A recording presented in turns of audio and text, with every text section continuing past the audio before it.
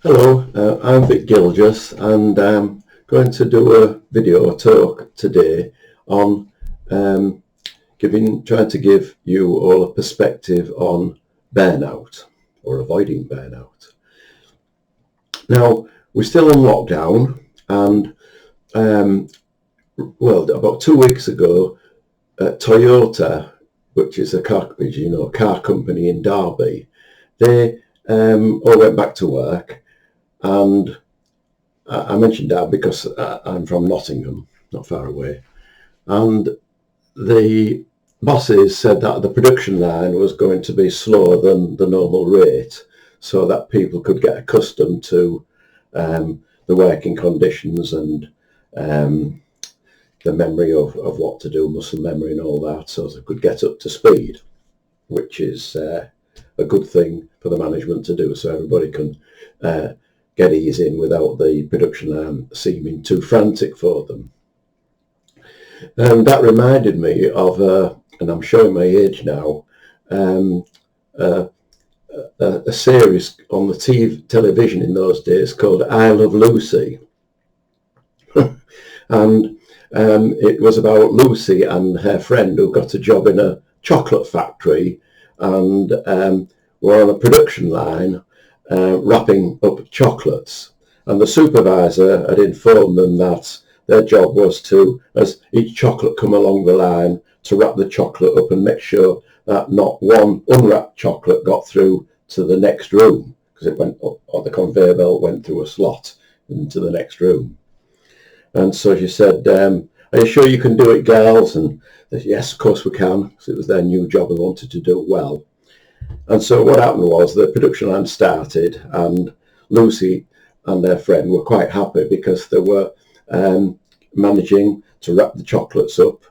And then all of a sudden, if you noticed, the spacing of the chocolates halved. And so they're having a job keeping up. And Lucy's friend, in actual fact, let one unwrapped chocolate go through into the next room. And then they really started to panic. And there's Lucy and a friend stuffing chocolates down their tunics down the front, and they had a floppy hat on and putting chocolates in the hat, just so when the supervisor appeared, as she did, everything looked calm and collected. And the supervisor said, how's it going, girls? And Lucy and a friend said, oh yes, we're fine. So the supervisor then shouted through to the next room and said, okay, Jim, let the line rip. And so the pace of the production line went to twice its normal pace, and you could look on both of the faces that they just wasn't going to be able to cope. Very funny. But the reason that I'm mentioning about conveyor belts during this and the pace of things, and that is the analogy, is that in life, things come at us from the outside, and we can think about these things coming at us, and it can all get a bit too much, and we can get stressed, and we can panic, and we can get burnt out. So we're talking about thoughts here. Thoughts of us feeling rushed, stressed about will we be able to cope, and as in the I Love Lucy sketch, trying to reassure everybody that we can cope and everything, and when that is not actually, that is not the case. And so I remember in my younger days that I was certainly very proactive in this sense of I can cope. And because of that, just like the I Love Lucy sketch, I got landed with things because people thought I was better than I really was. And so I nicknamed myself Mr. Dump-On because people dumped work on me. And I realised at the time that it can be very easily, you can become Mr. Burnout. Now, and this is, I'm not talking about an actual production line, I'm talking about thoughts coming at us. It's like production line that we want to, what's that about? And how can we deal with this thought? And another thought comes along. How can we deal with that thought? And we don't want to let a thought go if it can be handled. And one thing that we do have is our consciousness. Now, that is a thing inside of us, which is our common sense, really. And when we kind of calm down to the situation that we're in of thoughts, that can tap us on the shoulder and say to us, look, just back off, just kind of calm down, and you'll do things much better. So that does help, that we do have that ability. What also helps is to realise that thoughts are not things. Now, when things are coming down, actual things on a conveyor line, a production line, they are things.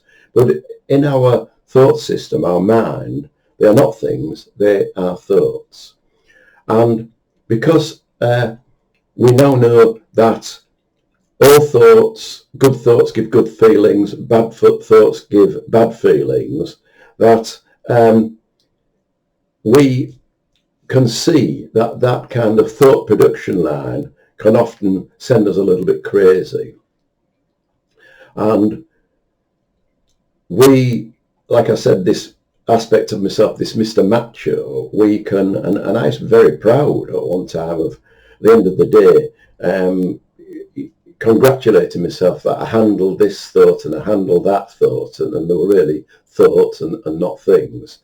And what I will say about that is that, as far as that goes, fill your boots. If you can cope with it, then all the better. But sometimes when the thoughts are bad, we can have bad feelings, and we might as well be filling our boots with poo.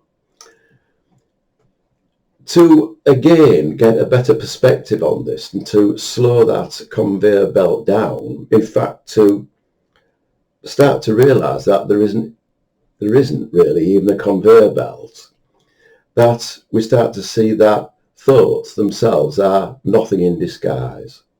And because of that, we don't have to be overwhelmed by our thoughts. And another thing that can help us, that all this type of rush thoughts, this conveyor belt of thoughts, doesn't last forever.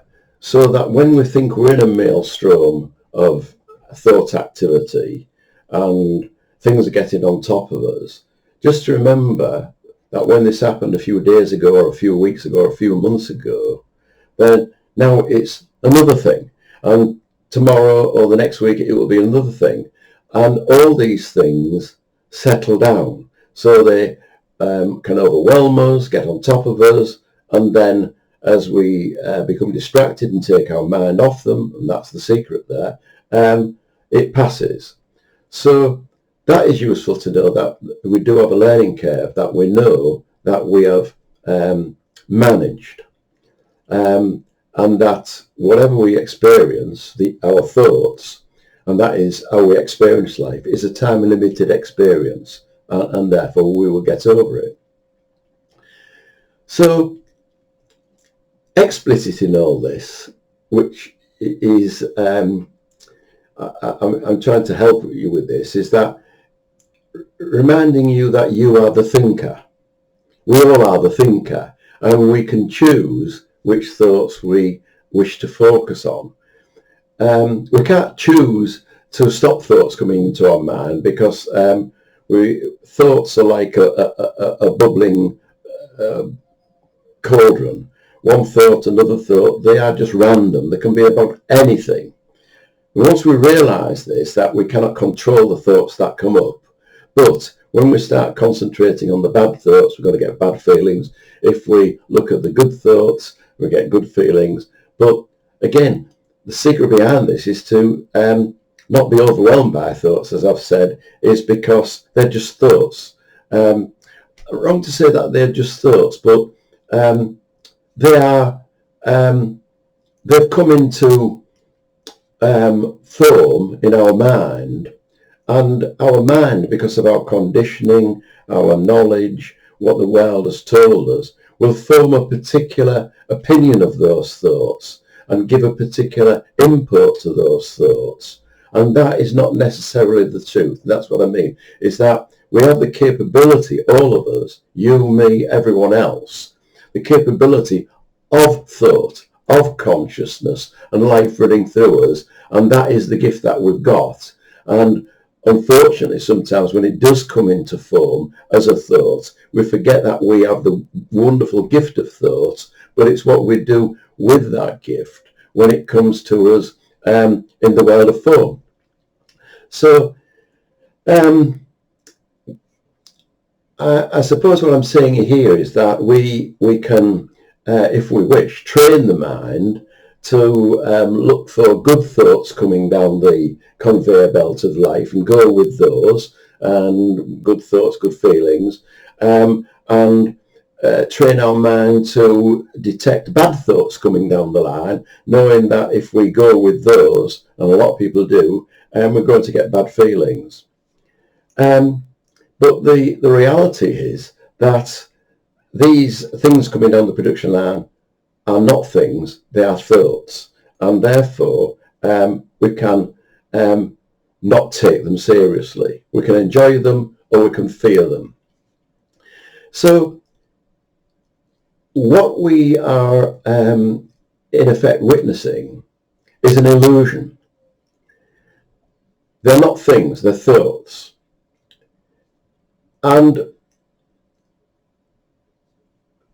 the reality of our life is not those thoughts. The reality of life is that we have the ability to create those thoughts, and our consciousness makes us aware of those thoughts. And that part of us, everyone's got that part, call it our soul or our presence, the thinker in other words, is always there. And so therein lies what is real, what is reality, and with it is wisdom. And so when our personal mind goes, as it were, to sleep or backs off, then it contaminates less the thoughts that are coming into our mind, which will always come into our mind. So basically, pure thought is contaminated by the way in which we think. And it is nice to know that when we settle down with our thoughts, good thoughts, bad thoughts, worry thoughts, jealousy thoughts, hate thoughts, love thoughts, settle down, we get to what is in us that creates that thought. And that is our place of silence, our place of calm, our place of wisdom. This is why athletes, when they